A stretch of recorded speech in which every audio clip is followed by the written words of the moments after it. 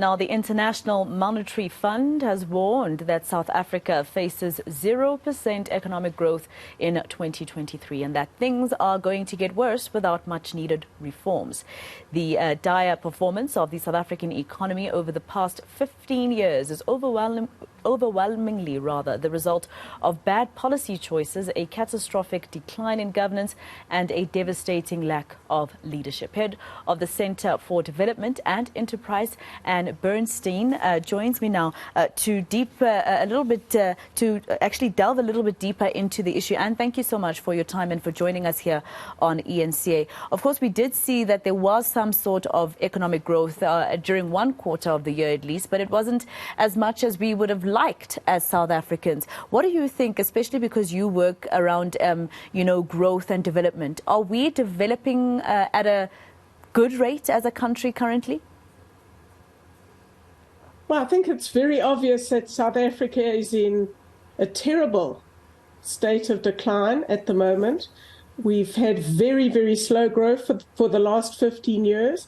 And as you stated at the beginning, you quoted from our document about 3 months ago that the reason for this very slow growth, which is devastating for poverty, for employment, for everything we want to achieve as a society, the causes of this are poor policy choices, weak government performance, and a devastating lack of leadership.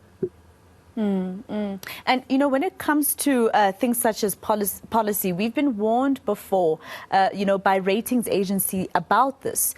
Even during the previous presidency of South Africa, we were warned about some of the decisions that are taken politically that are affecting our economy and therefore our rating.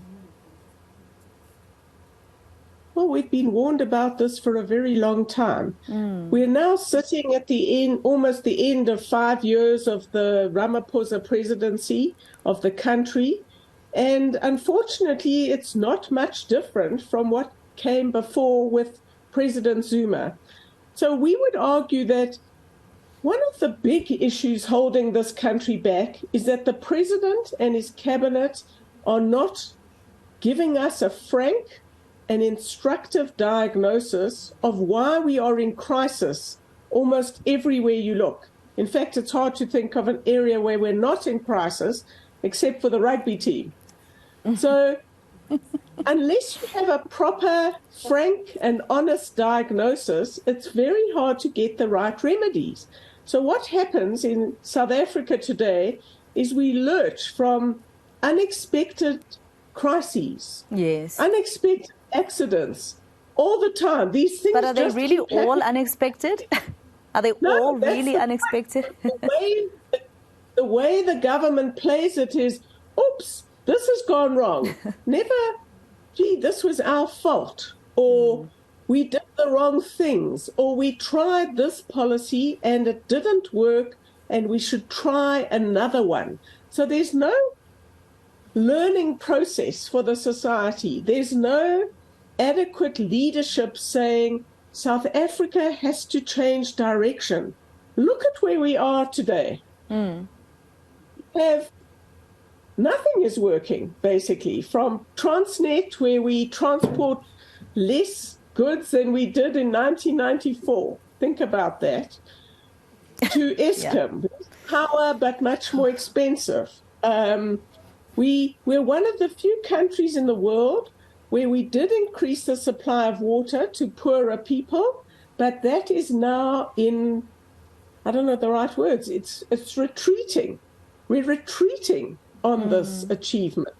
So everywhere you look, things are terrible. And you have to say to yourself, why are we in this terrible situation?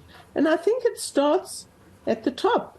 It starts with a pretty incompetent cabinet that are divided, weak leadership at best, and we keep describing, this problem or that problem or this crisis or that crisis, but we're not doing anything about most of them, and we're certainly not doing sufficient about the few that we're acting on. Everything takes too long, it's too slow, and that's because we don't recognize that a country like South Africa, with our deep inequalities and our apartheid history, we have to have the very best people running public services, running Transnet, running Eskom, running the cabinet.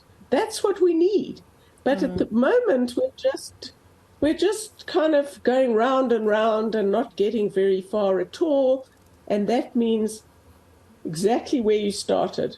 Yeah. 0 to slightly more growth for this year, which is totally insufficient. We will add to unemployment, not decrease it.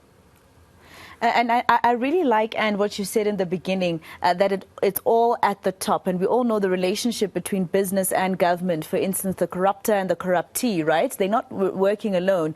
And here and there, you'd find that even those who are getting the tenders to fix our roads, fix our infrastructure, are benefiting from it not working. So it's like a vicious cycle when I look at it. Thank you so much for your time. And I unfortunately do have to leave it there. And Bernstein, she is from the Center for Development and Enterprise.